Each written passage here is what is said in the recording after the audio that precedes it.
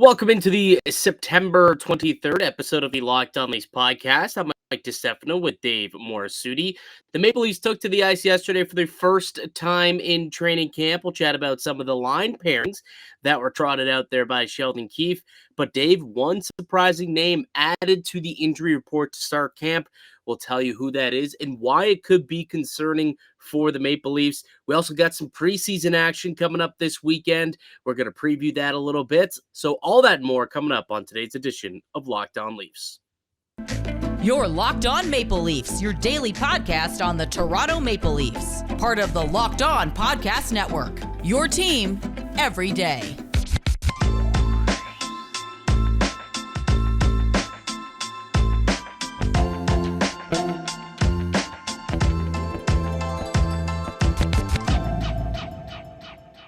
Hello and welcome to the Locked On Leafs podcast, one-stop shop for all things Leafs. I'm your host, Mike DiStefano from TSN 1050 Toronto Radio, also known as Al's brother on TSN's Overdrive and TSN 1050's Leafs Lunch. Joining me, it's my co-host, Dave Morassutti from Sportsnet, also a writer for the NHLPA. Locked On Leafs is a daily Maple Leaf-centric podcast, so be sure to subscribe for free wherever you get your podcasts from. You can also now catch us up on video format. Check us out on YouTube, Locked On Leafs on YouTube. Hit subscribe, leave some comments on our videos. Would be greatly appreciated. And today's episode in particular is brought to you by BetOnline. BetOnline has you covered this season with more props, odds, and lines than ever before. BetOnline, it's where the game starts. And you can start betting on hockey this weekend, Dave, as preseason games are about to get underway. Toronto with a split squad doubleheader against the Ottawa Senators tomorrow. Pretty jacked up. We finally get to see some of these guys in action. Yeah, it's just like, why not give you two hockey games to get you right into the mood? It'll feel the weather's starting to turn a bit, so that's when you know hockey's coming. It is. I was outside trying to watch the football game out on the patio. It wasn't as enjoyable at it as it had been, this summer watching a lot of baseball because it was very windy and a little chilly. But you're right. That means that the weather is changing and it's officially fall now, to be honest. So technically, which means hockey season is here, and I'm excited about it. So we'll go over some of the lines that we saw because the Maple Leafs hit the ice yesterday for practice. We got to see what some of the line pairings are going to look like for that game.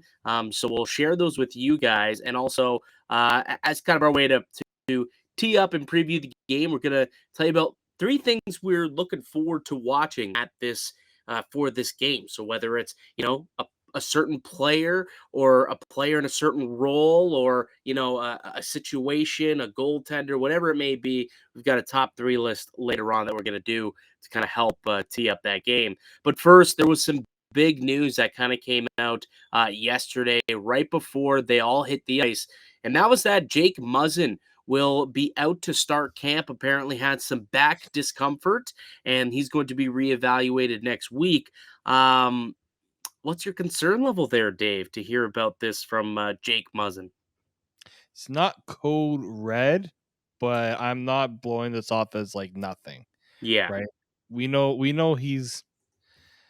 I'm not gonna some people say, oh, he's like glass, like you're just waiting for something to happen, but the back one is concerning because we know that a back injury is something that he's dealt with in the past, if I'm not mistaken. I'm pretty sure he's dealt with back injury. We also know that it could be a sign of another injury that could be flaring up with him as well. It's concerning that a day after he pretty much was saying that he felt pretty good, and then but back just doesn't feel good. Like I just want to know, is the back discomfort like when I wake up in the morning and I'm like, all right, like just gotta loosen up a little bit, or is it like I just finished, bringing a bunch of rocks, picking up a bunch of rocks, and my back feels like, it's tight and it's like I just like crack it or something. Like it's a little vague when they say like discomfort in the back.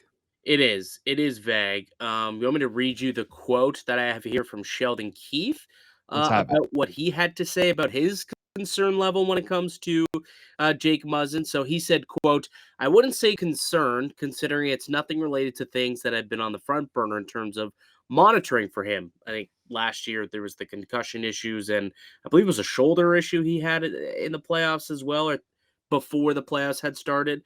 So I think that's what he's referring to when he said that that's what they were monitoring.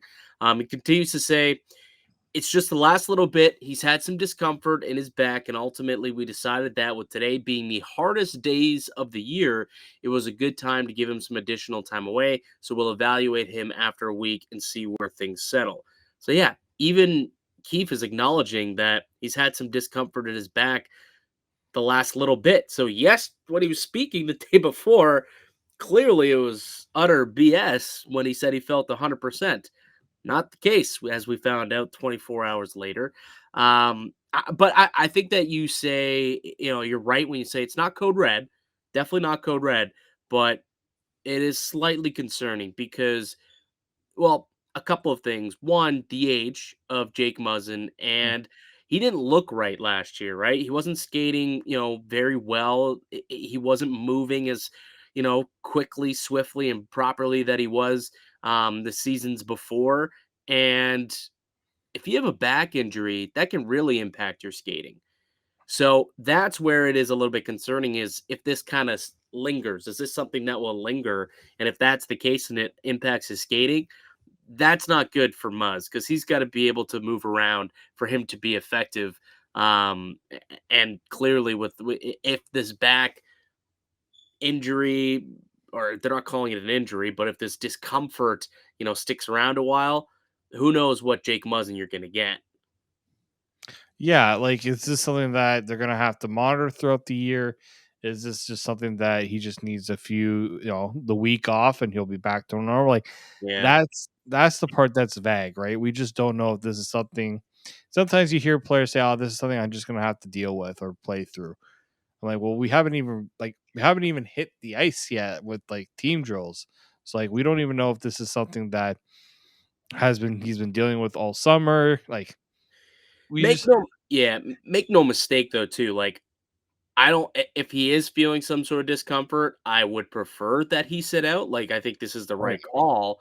I'm not saying that he should be playing through it. I mean, it's the preseason. You definitely, if there's any chance that he could tweak something because he's worried about the back or any type of discomfort, I mean, don't play him. Don't hit the ice. Just kind of keep it low key for a week, and they'll reevaluate a week from now, which is exactly what Keith said he was going to do. So I applaud, I guess, being cautious and taking precautions here when it comes to Muzzin because I think he's going to be an important player for this team. I mean, if he can't, when he's not capable of giving you top 4 minutes, and he's not in the lineup at all, also this team is thin on the blue line. They just are.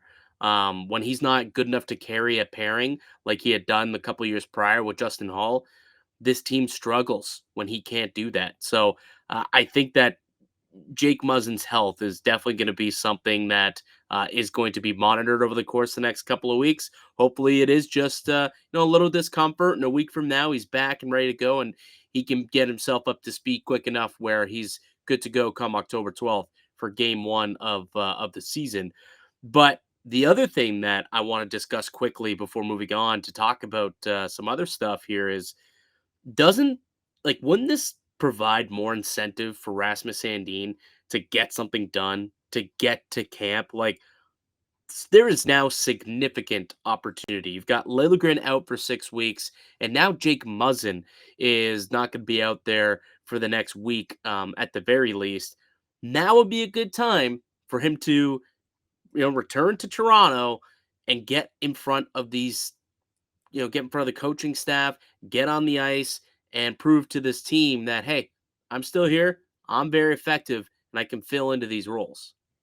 Yeah, I mean, it should have dawned on him last year that like going into this off season that the Leafs were going to be made like his time is coming. We knew that was going to be a thing, but I think he just was just like I need to have some sort of guarantee. Well, there's never any guarantees, but what we're seeing now is you're one injury away from being not being out of the picture a little bit to like we need you, right? Like I don't know who's advising him. I can't remember who his agent is right now. It's gross. It's Louis Gross. Okay, it was Louis Gross. I was gonna say that. I didn't want to get it wrong. Um, but like he has to kind of tell. He's kind of have to go to his client and say, "Look, take the 1 year deal. Give yourself the best position to show what you can do, whether it's with the Leafs or with another team. Like you have sitting at home does nothing for him, in my No, opinion, no. right? And so I get that he wants to make his voice heard, and this is the only negotiating tactic that he has. But it doesn't. I don't think it. I just don't think it helps in his position because he really hasn't had the body of work to say, "This is what I've done. This is Yeah. the reason why I think I should be playing." Well, he hasn't proven that he's not expendable yet, like Yeah, William Nylander was, and like Mitch Marner was, and that's why they were able to dig their heels in and get what they wanted. Sandin has not proven hasn't proven himself to that point yet. I think he has two options. Either he can be selfish and you try and use this as leverage to get the money that he's looking for. And when I say he, I mean his camp. Like Louis Gross will be the guy who's being the meanie pants here, trying to get more money for his client. Sandine isn't really speaking with Dubas himself. Obviously, it's all the agents. We know this, but what Sandine could do, which to me is the other option, is get on the horn with Louis Gross and say, I don't care what it takes. I need to get to camp as quick as possible. Get something done. I do not care. Make it a 1 year deal, but I got to get there. There's opportunity for me to grab a hold of a roster spot right now with these injuries. I want to be there as soon as possible. Let's quit farting around, get this done, and take advantage of this opportunity. Those are the two options I think he has. Hopefully, he makes the right decision. yeah. I mean, if the William Nylander, like Louis Gross should have kind of given him like this is what happened with the Nylander situation. You don't want this. You don't want to start your season late because it puts you behind the 8 ball, and the coaching staff isn't going to have pity on you No, either. no. He's going to end up in the press box for a majority of those games because he's not up to speed, Mhm. and he's probably going to make some mental errors and some mistakes as everyone else is in midseason form. And Sheldon Keefe's going to sit there and say, you know what, we can't have this happen right now. You need to get up to speed in practice, but for now, you're the seventh defenseman because you're just making those mental errors because this is your preseason. But unfortunately, we're in the middle of the year, right? We're however long it may take him to get back in, that is, assuming that this takes, into late November like it did with Nylander, I mean. But hopefully it doesn't happen. Hopefully, they can figure something out and get him into camp. I made the statement was a couple days ago. I said I believed that he would be in camp by next Tuesday. I still believe that's going to be the case. But it's been a couple days since, and it's still been radio silent. And it's getting a little concerning that we haven't heard anything about Sandin signing with games starting tomorrow. But we'll see. We'll see. Still a lot of time between now and Tuesday for him to make the decision to get back into camp. All right. Why don't we take a quick break? When we get back, why don't we show people what the lines are likely to look like in the split squad games? Because the players were actually out on the ice yesterday, and it looks like really not what I expected, I guess you could say, but it's day one of camp, and these lines mean absolutely nothing, most likely. And you'll know what I mean when we show you them. So when we get back, we'll show you what the Leafs line groupings looked like for both the split squad games, and we'll tell you about some of the guys who are excited to watch also, and some things that we're looking forward to seeing on Saturday. So we'll be right back here on the Locked On These podcast, part of the Locked On Podcast Network. First, a word from our show sponsor. It's betonline.net. It's your number one source For football betting information this season, also hockey betting. They've got a bunch of new lines out there as well. You can find all the latest player developments, team matchups, news, podcasts, and in-depth articles and analysis on every single game. And as always, BetOnline remains your continued source for all your sport wagering information with live betting and up-to-the-minute scores for every sport out there.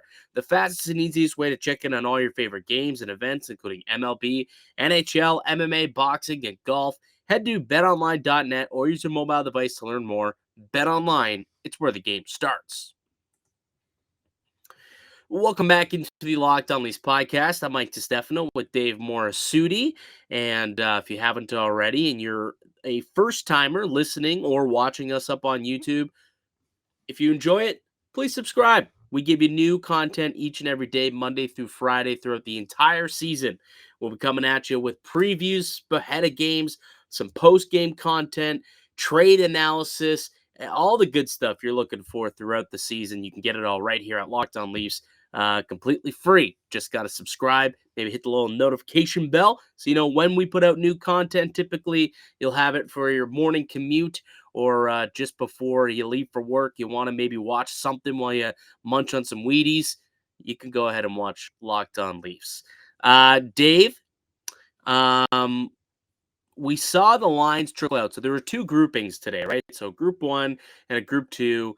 And it wasn't, I guess, what you would expect in a way, but also kind of makes sense because it's the preseason and it's a chance for Sheldon Keefe to just try some different things, right? Just see what works, see what doesn't. And it's inconsequential, these games. They could lose both of them 13-1, and ain't nobody going to care. And no one's going to remember either come October 12th when they start to drop the puck. That being said, let's see what these groupings looked like and if anything sticks out to you. So this was the first grouping that was out there today for the Toronto Maple Leafs. If you're watching on YouTube, you can see it right there and you can read it yourself. If you're listening, I'll explain it to you. So the top line, Michael Bunting with Austin Matthews and Calle Jarnkrok. So no Mitch Marner because he's not actually in Group 1. He's in Group 2. So Marner will not be playing alongside Matthews in this upcoming game this weekend. It's going to be Jarnkrok and Michael Bunting. Did you have a comment that you wanted to make there or anything, Dave? Well, seeing Jarnkrok up there was a little surprising. I wasn't sure if he was going to play left or right side, so got our answer there. It didn't surprise me that I think what Sheldon Keefe realizes Matthews and Marner is a group, and Bunting is a line he can go to anytime, and it's going to work. Yep. He needs to figure out what's going to happen if, God forbid, knock on wood, Mitch Marner is out, Austin Matthews out. Like if things have to change. You went the negative way. You went the way negative way. Oh The way yeah, I was. I went with the worst case zombie apocalypse scenario. What the hell are they going to do? But this is what this is, and he even said like tomorrow before. I mean, we're recording this heading into. We're not like there's another practice going to happen. These lines could be totally different, but Well, it's Sheldon important. Keefe did say more or less. He said there may be slight tweakings, but he did say that these will most likely be the lines for the split squad games on the weekend. Yeah, and it's important that they do try this out because we know what the other options are like. Right, exactly. And this is the time to try different things, which again is why it's kind of unfortunate that, Sandin's not here. It's unfortunate that Liljegren is injured and Jake Muzzin too. Unfortunate that he won't be able to get up to speed because now is the time to do it and make those little mistakes. The a glass half full approach, you took half empty with the, if injuries occur, they need to make sure there's other options. If they want to play Marner and Tavares together, maybe they're saying, okay, what if we want to do that? Who could fit up top with Bunting and Matthews? Last year was Kasha who got the opportunity to do so. He's not around anymore. Let's see if Jarnkrok looks okay on that line together and get that little glimpse in one preseason game. So if you want to go back to that at some point in the season, you know that they had a game at least and, either it works or it doesn't work based on how they play together. So that was my glass half full approach to seeing that one compared to your half empty a little bit. All right, let's keep going and taking a look at the rest of the lines here. So the next lineup, next trio of players that'll be together in the one game on Saturday: Zach Aston Reese, David Camp, and Joey Anderson. I can't remember if I said on this show or I said it on Leafs Lunch, but I said at some point on one show that I thought that Engvall's injury would give an opportunity for them to see what Zach Aston Reese could look like alongside David Camp, and he could end up getting some more minutes and try and build some chemistry.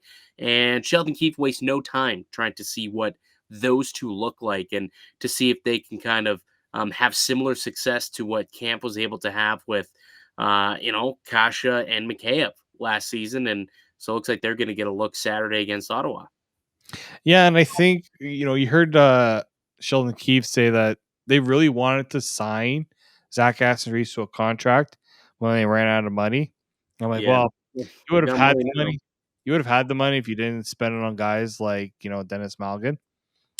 Just gonna throw that out there, but I think Depending on how much he wants. Like realistically, it depends how much that's Aston also Reese true. wants. Because Malgin's making his whole contract is bearable in the minors. Exactly. So More so, it's more so not getting more retention on the Matt Murray trade that made that cap situation more of a problem. yeah, definitely true on that one as well. So I do like the and also for Joey Anderson, like I want to see what this guy can do, right? Because the Leafs traded Andreas Janssen for this guy, right? Andreas Janssen was a serviceable player for the Leafs. Joey Anderson has not really done much for the Leafs, and he really hasn't had the opportunity. I get that, but he hasn't really put himself in that in that spot as well. So I'm glad to see that they're going to put him with a David Camp to say, all right, this is no, these are NHLers you're playing with, so let's see what you can do. Yeah, and I believe he's waivers eligible. So he's gonna have to be put on waivers if he doesn't make the team at a camp this year. And we all know what people love to do when Maple Leafs hit the waiver wire. It seems like it's a race to claim them.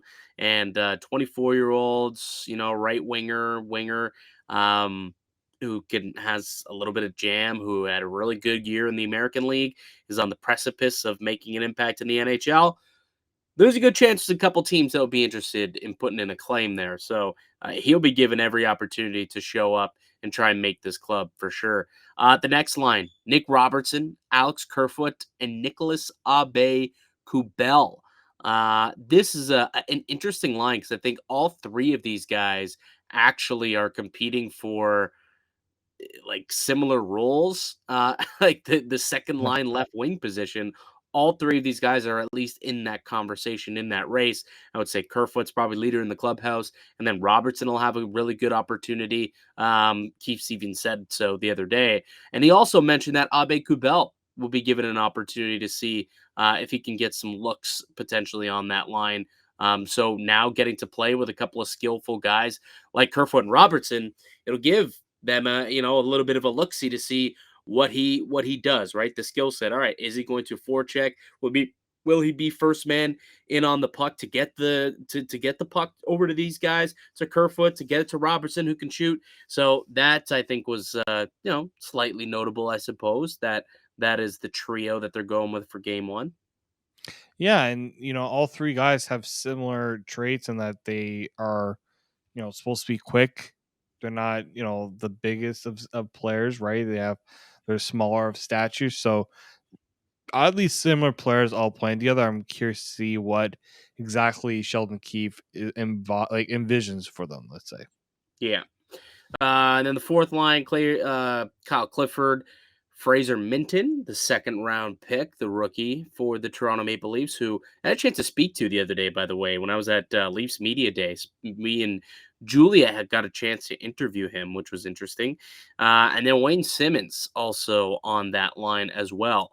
So, I think this is a couple of guys. I mean, there's actually a lot of pressure, I think, on both Wayne Simmons and Kyle Clifford to perform because to me, they're not like if I have to put together my roster today, I'm not sure either of those two end up making the opening day roster. I really am not sure of it. And when it comes to Wayne Simmons, if that's the case, who knows what that means for his career? Because is he going to want to toy around in the minors? I don't get the sense he would. But at the same time, if he wants to keep the flame lit and keep a career, I guess he's gonna have to stay in shape and play with them. No, like I don't know. Simmons is gonna be interesting. He's definitely a player who has a lot to prove here in this camp. Yeah, I think Simmons especially like he signed that 2-year deal, so he thought getting that extra year would give him maybe a little bit of security and assurance. I think he also had a no trade clause added to his deal, so it's not like it was pretty much Leafs or nothing else for him. So yeah, I'm curious to see like Wayne Simmons has had purpose before in this lineup, and then it's just at times where it's like you just can't have him No. play, right? So they're also putting him with their rookie, right? The young gun. So I'm curious if that's also just here's two pros, learn a few things from them. It's a good opportunity for the younger player just to kind of be a sponge with these veterans. Yeah, and like Fraser Minton is a two-way player, right? So playing with guys who, play with a little bit of an edge like Clifford and Simmons, probably really good, mentor for a guy like Minton. Defensively, Riley and Brody, who a lot expect to be the top pair this season, they'll start off together again. And then Ben and Mete, two guys who are depth players who big opportunities for them too. With the injuries to Muzzin and the holdouts for Sandin, and also the injury to Liljegren. Those are three spots in that top six that are available. One of Ben or Mete has an opportunity to go, or both realistically have an opportunity to go and take those spots. So, they'll be looking to show up well. And then a couple of youngsters, Miko Kokkonen and William Villanove, round out the third pair for one of the games tomorrow. Let's take a peek. Actually, let's take a quick break, and then when we get back, we'll look at the second grouping of players. Actually, yeah, it's gonna be Samsonov and Shalgren will be the two goaltenders for that grouping. And then, which means that we'll get to see Matt Murray and Dylan Ferguson, who's in on a PTO with the second grouping. And when we get back, I'll tell you who else is with that second group and some of the players that we'll be keeping an eye on over the course of the weekend. That coming up on the other side. You listen to Locked On These podcasts, part of the Locked On Podcast Network. Welcome back into Locked On Leafs. I'm Mike DiStefano with Dave Morassutti. So we already went through the first groupings of players for one of the split squad games against the Ottawa Senators tomorrow. We'll go through the second one with you now. Already mentioned Matt Murray is going to be the starting goaltender. So it'll be the first time that we'll have a chance to watch Matt Murray in person and see what he looks like in a Maple Leafs uniform. Dylan Ferguson will be his backup. So if you're watching on YouTube, you can see right now what the lines look like. But again, if you're listening via audio, we'll explain who is playing with whom and our thoughts on it. So right up at the tippy top, John Tavares, the captain, alongside Mitchell Marner and Adam Gaudette getting a little bit of a twirl with Tavares and Marner on the top line in this game. It's a little interesting. Adam Gaudette getting that's a pretty big opportunity for him. Yeah, especially are the Leafs trying to hope that they find another cheaper forward that can provide that can exceed his value, right? This is a very versatile player too. We know God that can play center and he can play the wings. So I guess they want to see if in a pinch, can he move up the lineup, right? So if I'm Adam Gaudette, I'm seeing this and I'm saying, okay, all right, this is my shot. This is my opportunity to really show what I can do playing with the big boys. You don't get this opportunity very often if you're Adam Gaudette. No, you don't. Sorry, no, you don't. And he's a guy who doesn't have a whole lot of offense in his career. He did have one season, 33 points in 59 games. That was kind of his career high in his second full year in the NHL. But, he's somebody who had a terrific collegiate career, played at Northeastern University, won the Hobie Baker in his final season in the NCAA, 30 goals, 30 assists, 60-point guy in 38 games, and was touted as a bit of a two-way player. So, he's going to be given some opportunity, it looks like, to not only make this roster, but maybe play a little higher up than we originally thought. I mean, I don't want to read too much into it, but I Mhm. assumed fourth liner makes a lot of sense, but he's going to get a look up on that top line with Tavares and Marner in the first game of preseason action. Again, might not mean anything, but I do think that it's notable and interesting to see. Second line, Dennis Mulligan, Pontus Holmberg, and Bill Nye, the wrist shot guy, William Nylander. Uh, Basically, this is the Scandinavian line that we've got out here with the Swiss in Mulligan and then Holmberg and Nylander, a couple of Swedes out there. Yeah, Holmberg's an interesting name to be playing with Nylander. Um, some have put him as one of those to watch as like a dark horse to make the team Yeah. or one of the final guys to make the team. So again, do you see yourself playing with your country mate and William Nylander? That should mean something for Pontus Holmberg. Mulligan, I'm not the biggest fan of Dennis Mulligan, but hey, they're giving him that chance to see why they kept him around, even though he left to go and play in Switzerland. So it's an interesting line. I hope somebody's going to be defensively reliable on that line because Well, like I don't see it there, but we'll see how that shapes out on Saturday if that's the line. yeah, Holmberg is an interesting player. As you noted, him last year played in the Swedish league and then ended up getting 6 games in the American League when he got eliminated from the playoffs and came over to North America for the first time. But playing for Vax Joe in the Swedish Elite League, 11 goals, 30 assists, so 41 points in 46 games, which is an improvement from the 23 points he had the season before.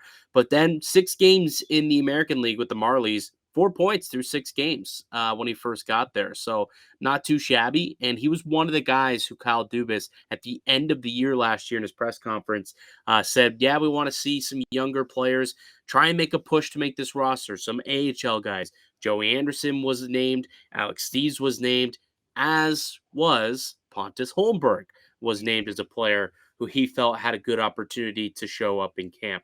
There's a lot of opportunity in camp this year. There's some holes or there's some roles that people can go and grab. Holmberg wants to be one of them. Next line, we've got Bobby McMahon, SDA, Nick Abruzzese, and then the fourth line of Alex Steves, Curtis Douglas, and Max Ellis shakes out there. So Steves, I thought maybe would be a little bit higher than a fourth Yeah. line role alongside Douglas and Ellis. I thought he'd be given slightly more opportunity, perhaps. Although again, we have no idea how things are going to shake up. Maybe he'll end up playing with some of these guys a little bit later in camp, I suppose. But he's another one of those players who we expect to maybe show up in camp. Defensively, Geo and Hall going to be the first pairing. Crawl and Dahlstrom, the second pairing, and then Refi and Mac Hollowell as the third pair. Any thoughts on any of that? We're gonna probably get a potential preview of the third pairing. It seems, with Yeah. everything. I mean, all depends on with Muzzin and Lilligren. That might end up being the second pairing, guys. Just point. Yeah. So it's a very interesting possibility, but I think Giordano Hall can work. It, if I'm not mistaken, they did play together during the playoffs at Yep. times. Played So well. Played well. yeah, so I'm okay with that. Hall does need that veteran savviness with him, and can't get any better than Gio. Giordano also mentioned the possibility of playing the right side. I don't know if you caught that. I did, yeah. The other day at media day, when prompted, he ended up saying, "I'd be open to it. Would be open to playing the right side if that's what was needed from me." And I don't know if they're going to toy with it. Might be like a last case scenario type of Yeah. thing. Um, but now would be the time, right? If you're going to flip him on the right to play a couple games, you would think it would be in preseason and early in preseason too, to get him as much experience in that as possible. But it's nice to know that he's a team player, and well, obviously he is. He's playing for peanuts, 800 grand for a guy who's, definitely worth a lot more than that. But he's a team player because you have the contract and willing to play wherever and whatever he can do to win. You love to have that guy. Love that Gio is a Maple Leaf here for the next couple of seasons. And then Matt Murray and Dylan Ferguson round out the goaltending situation in this game. So those are going to be the group two. I don't know I'm assuming group one's playing one game, the first game, and then group two is playing the next one. But those will be the groups and the lines and the pairings that we'll most likely see. Keith said that there might be a little variance to these, but for the most part, this is what he'll be rolling with this upcoming weekend when the Maple Leafs take on the Ottawa Senators in the first preseason games of the year. Really quickly, though, we put together a bit of a, top three things, people, players, coaches, duo, top three things that we'll be keeping an eye on this weekend while watching these games. Give me your top three. Give me your list, and then I'll share mine after. First one is which of the Marlies hopefuls, makes a case for a job, right? Who's going to be the one to say, "Hey guys, look at me." Like Yeah. that's the big one for me there. Obviously the goaltending, I want to see how it'll likely be I don't know, a 50-50, so halfway through the second period they'll likely change, or one guy might get two periods and someone gets a third. So I kind of want to see how Samsonov, they've talked him up a lot almost in a way that you think that he could legitimately be the opening night starter, right? Good. So It's a legitimate competition, and we've been told that for a couple of months now too. yeah, and I am going to be watching John Tavares a little more. Out of all the players in like that group two, I think John Tavares is going to be like my player to watch, because Sheldon Keefe said he liked the offseason that Tavares had. He was able to kind of focus on things instead of rehabbing an injury. And we know a lot of the chatter about, Tavares and his play last season. I want to see how he looks in that first game. Does he look different than what we've seen in the past? Yeah, I think those are three solid things to kind of keep an eye for this weekend. One for me, it's similar to yours. I want to see the development of the prospects, right? Which one of these guys have taken a step over the course of the offseason? We've seen some, get a little bit heavier. Robertson talked about how he got thicker, in the thighs, hopefully allows him to be a better skater and be a better player. So, the development of those guys, Alex Steve's another one, Holmberg, Joey Anderson, a lot of these players that have been with the American League and trying to push their way up. I want to see how they've developed. So that's one thing that I'll be keeping an eye on. Calle Jarnkrok in a top six role. I want to see how that works out, right? I'm not sure if he's going to get much playing time Yeah. with Matthews and Bunting, but I still want to see what he looks like in a top six role because, again, open competition on the second line on that left side, and he's one of the players that might be able to crack that spot. And, I want to see what he looks like playing alongside a couple of talented players like Matthews and Bunting, and see if he fits, right? So that's something I'll be looking forward to. And we spoke about it a little bit, but what does Simmer have left in the tank? That will be something that I think a lot of people will be keeping an eye on. What does he have left in the tank? Is this the end of the road for Simmons? So the light's about to go out here, or is he gonna come out and just look good and win a spot, win his roster spot back in camp? That's something that I think people will be looking forward to watching, and it all starts in the games tomorrow. So excited for it. What time are the games? Probably should have real I checked. think one is at like 1 o'clock and the other's at 7. Yeah, I believe that's the case. It's like a double header. Yeah, so yeah, 1 o'clock. One's at 1, one's at 7 o'clock tomorrow. Both against the Ottawa Senators. Should be fun. Should be good to finally be able to see some of them for the first time in a while. But that'll do it for us here today on the podcast. Enjoy the games, everybody. I'd like to thank you for listening and supporting the show. You can subscribe to the Locked On Leafs podcast for all your podcasts on all your podcast platforms and receive daily Leafs content. Follow myself on Twitter at Mick_Canuck. Follow Dave at D_Morassutti. Also follow the show at Locked On Leafs. Leave a like and a comment down below if you're here on YouTube.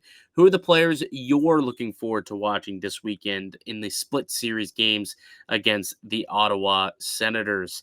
We'll be back with another episode on Monday. Enjoy the games, folks. Until then, keep it locked right here on Locked On Leafs.